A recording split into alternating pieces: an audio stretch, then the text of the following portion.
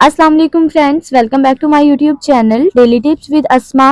आज की इस वीडियो में हम आपको बताएंगे वजाहत नाम का मतलब और इसके बारे में दिलचस्प मालूमात। वजाहत नाम का शुमार लड़कों के नामों में होता है। वजाहत एक इस्लामी नाम है। वजाहत नाम की इब्तदाई तारीख अरबी जुबान से निकलती है। वजाहत नाम के लड़कों के लिए खुशकिस्मत नंबर 2 माना जाता है। माहिरीन के मुताबिक वजाहत नाम के लड़के बहुत नर्म मिजाज होते हैं। वजाहत नाम का मतलब है खूबसूरत, खुश शक्ल। वजाहत नाम के लड़कों के लिए खुशकिस्मत दिनों में मंगल और जुमेरात का दिन शामिल है। वजाहत नाम के लड़कों के लिए मुवाफिक रंगों में सुर्ख और बनफशी रंग शामिल है।